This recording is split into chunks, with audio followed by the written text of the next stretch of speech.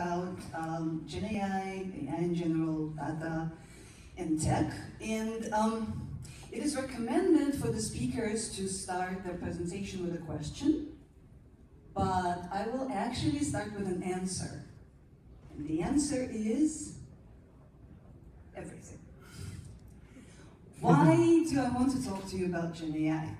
Because everybody's talking about Gen AI. In the past year and a half, 2 years, basically all the news, all the conferences, this particular conference, I think every single person who was on this or that stage mentioned Gen AI. And obviously they all telling us how it supercharges fraud, but not a lot of people are telling us how exactly we, normal regular people who work in normal regular companies, not superstars, not politicians, how do we see that supercharged by Gen AI fraud in our day-to-day? And what can we do about it? And I want to show you a little bit how exactly you can see Gen AIs. And obviously when we're thinking about fraud that is supercharged by Gen AI, the first thing that we think about is deepfakes. So let's get it out of the way quickly and talk about deepfakes. KYC. Your KYC is dead. Because we that work online, we spend so many years, so many efforts, so much money, there were so many ideas on how to verify that the person that we're doing business with is actually the person that they tell us to be. We collect IDs, we collect pictures with people holding IDs, with papers that something is written on them. About a year ago on Reddit, somebody put up a post with the full verification flow that was completely deepfaked. ID, for the holding ID, for the holding the picture, all of it was completely not real, but nobody was able to verify that it's not real.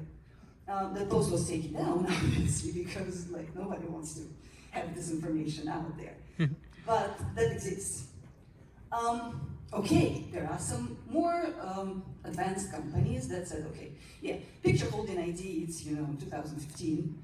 We're gonna verify you through video. I don't know if you've heard about Yahoo Boys. Yahoo Boys is a group of fraudsters in Nigeria that do a lot of romance scams, and one of the things that they advertised about themselves is they posted online videos of their live conversations with their victims, how they use deepfakes to just change their face, change their voice, everything. I'm gonna play this video, it's like 30 seconds. So the lady on the screen is the victim, unfortunately. She thinks that she's talking to that nice gray-haired gentleman in the picture, but actually she's talking to a less nice-looking gentleman on the picture below. And it happens online. Which was hungry. But I don't want you starving yourself. I don't want that. I want you to eat. Well, the medicine I wanted wasn't, it suppresses my eating. Oh, I'm sorry about that, sweetheart. I'm so sorry. I'm going to force feed myself.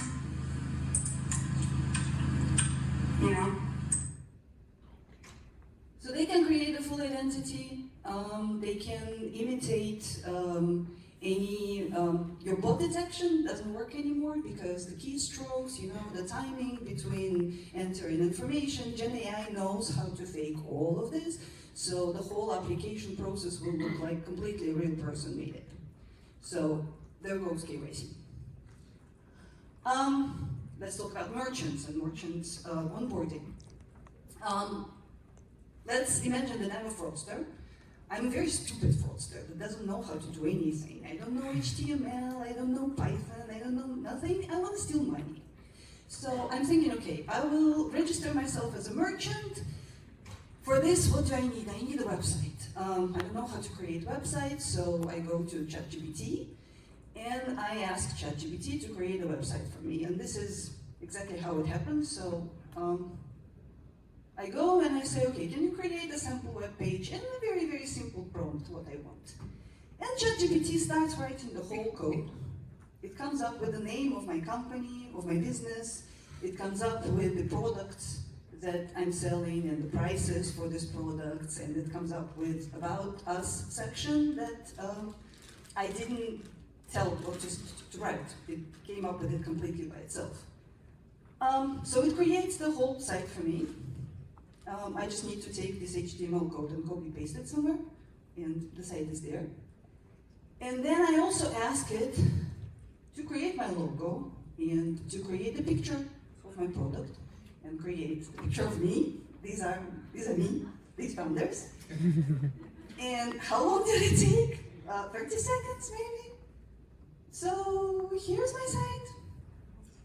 I can put it up. I can put 200 more like this.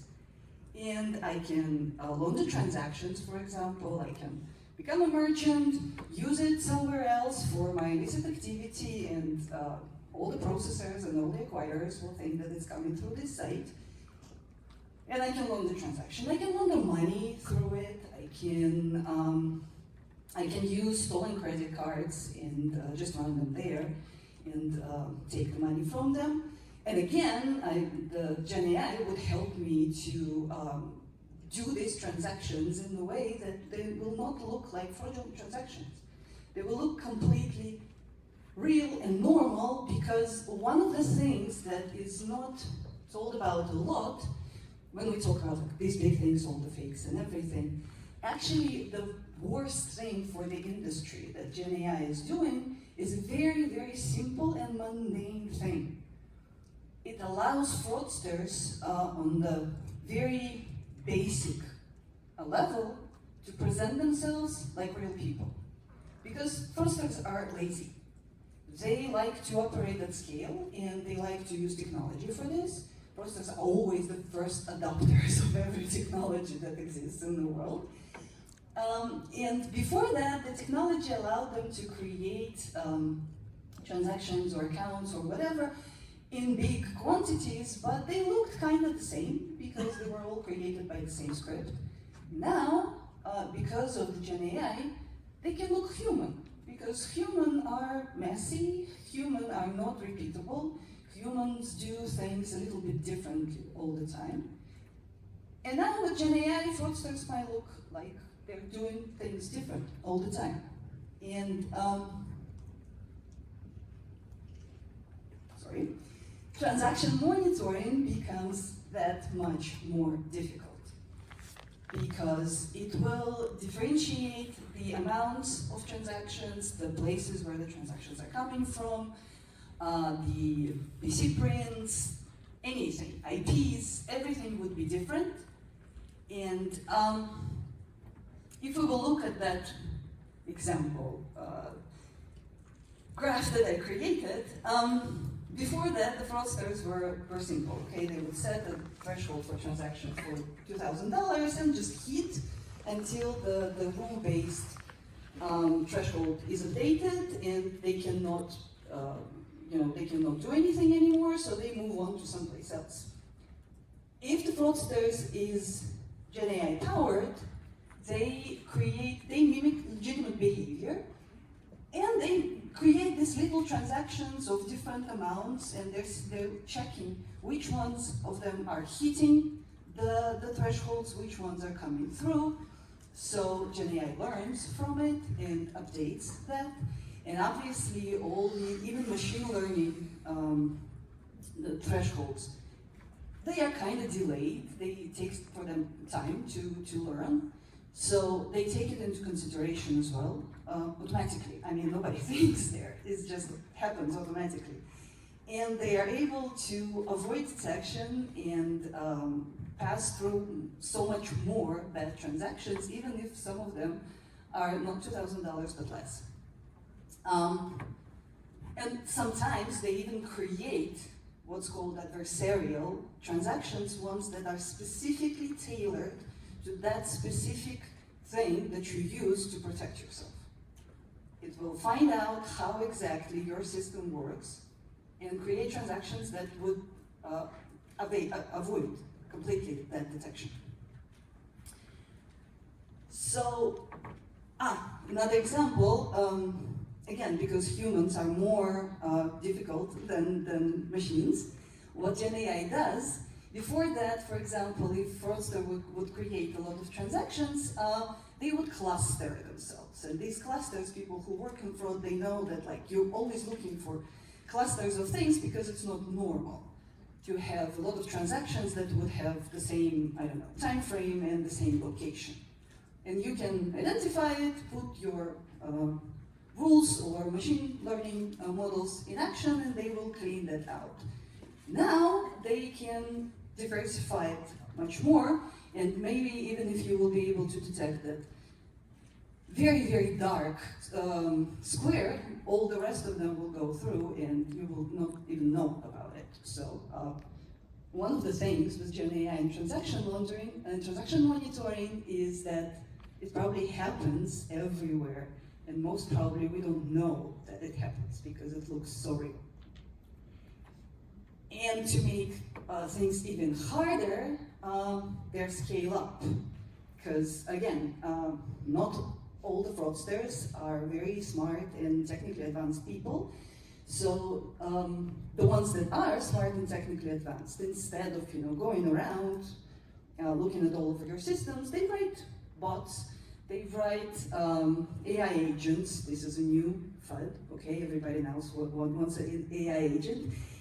And they have actual marketplaces where they sell this to other people at scale. So you can come to marketplace and buy bots that are specifically trained for money laundering, for example, and just let them loose and they will do the work for you.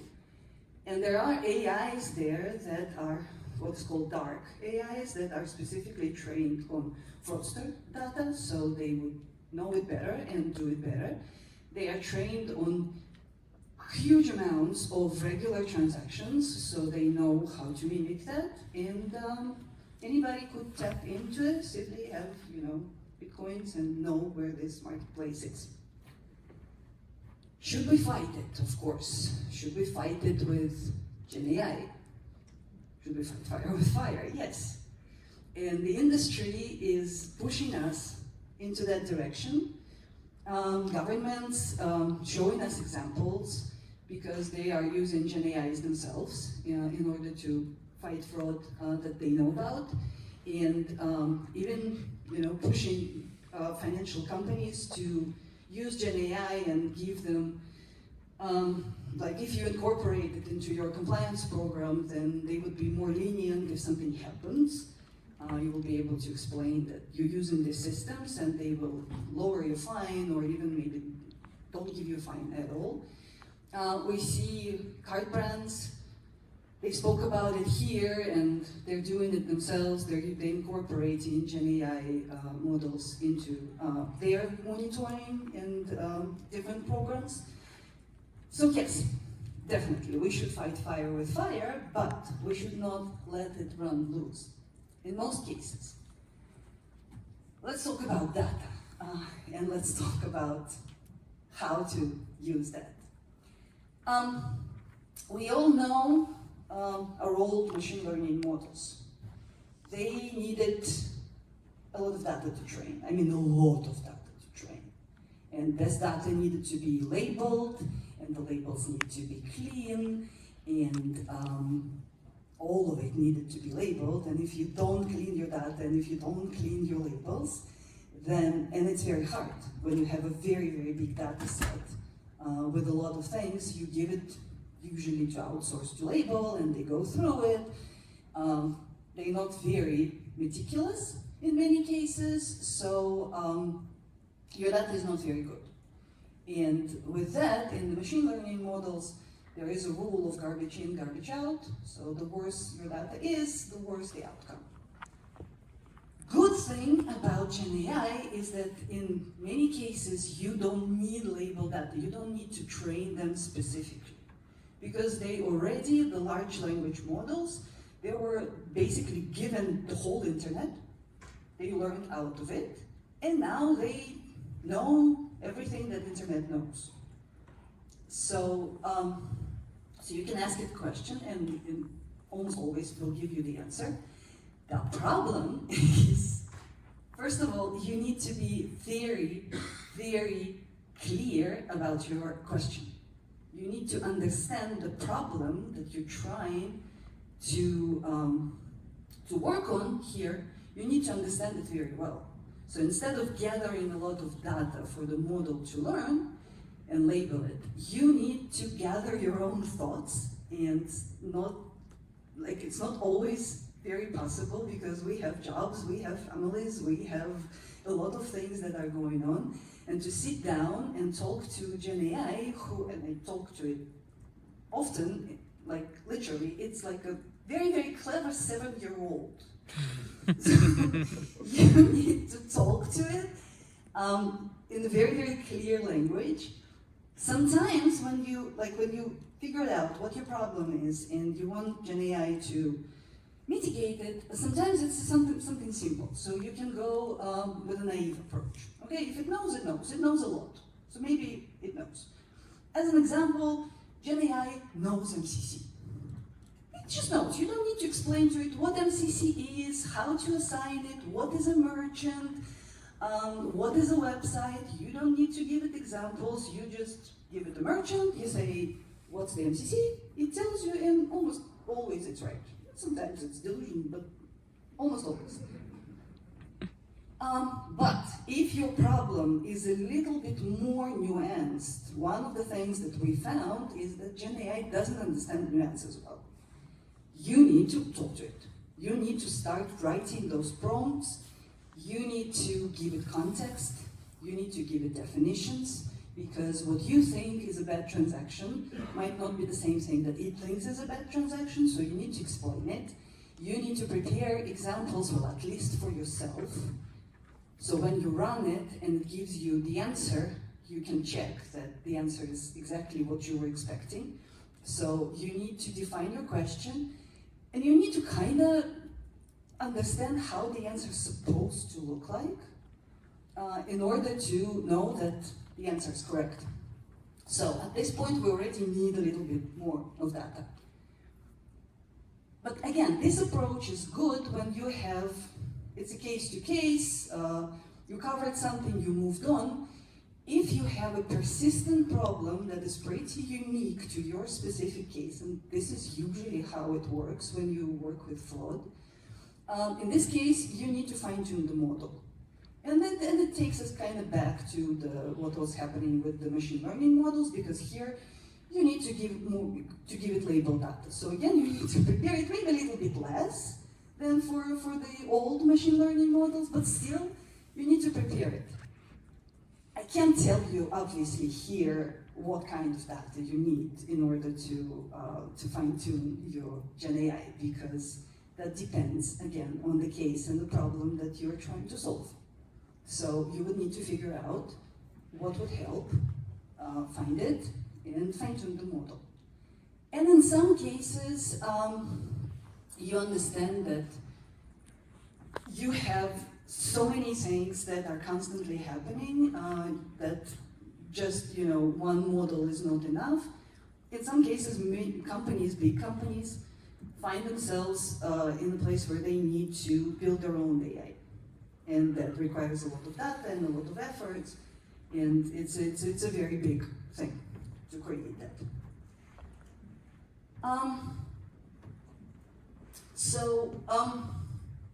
Should we use Gen AI for everything? Because it's not always easy, and we have some things that we're already using to cover some of the fraud. We have rules, we have old models. Maybe we shouldn't use it for every single problem, even though we really want to, because it's such a cool thing. We really want it to do everything for us. But this is where the thing that is called orchestration comes into play. Orchestration means that you take a lot of different things and you put them together, and for everything that needs to be covered, something works, and all the parties of that orchestrated thing knows when something else works, and they don't interfere. Or they take the results of what was happening, incorporate it into their decision process, and move on.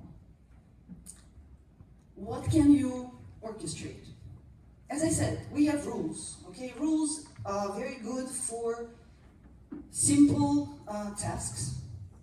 When it's a very simple if yes then what question, you can just say let's imagine that we're trying to decide if something is red or green. Okay, so you can say, okay, if the color is in this range, then it's red, in the other range it's green. It's a simple rule, you can use it. Rules are very good in terms of they are cheap. Okay, they don't require a lot of computation power. They don't require a lot of investment of people into creating them. They are very easily explainable. Like if somebody asks you why this particular payment was stopped, you can say, this is the rule. I decided that if the payment is above $1 million, we're gonna stop it. And it's easy to explain, and it's also very easy to interpret the result afterwards. You know the rules, so this is why this payment was stopped. However, if you have a complex problem, or if you need something to be very adaptable, then the rules will not work. Rules are very, very rigid system.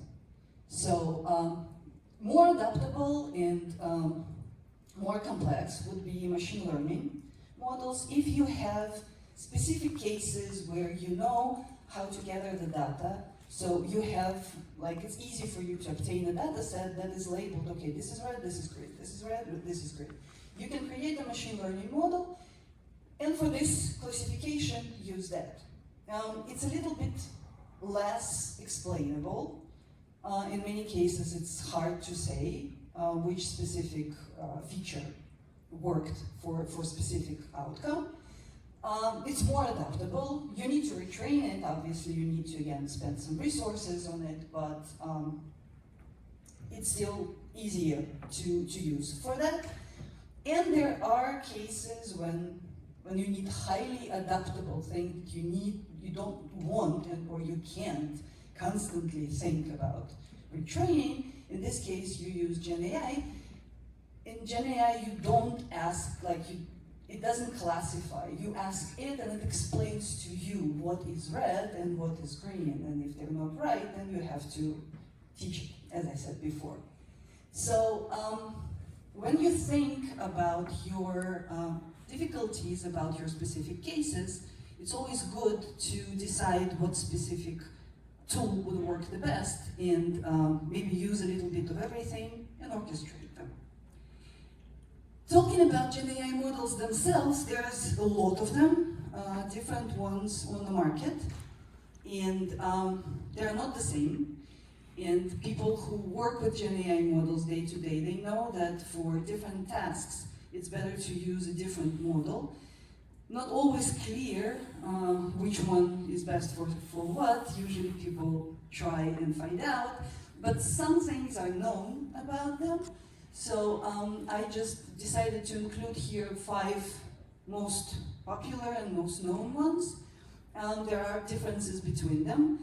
So if we take in ChatGPT, because like everybody knows what ChatGPT is, ChatGPT has very good reasoning logic, and it's very, it's trained a lot specifically on pattern recognition. So it's better used for this.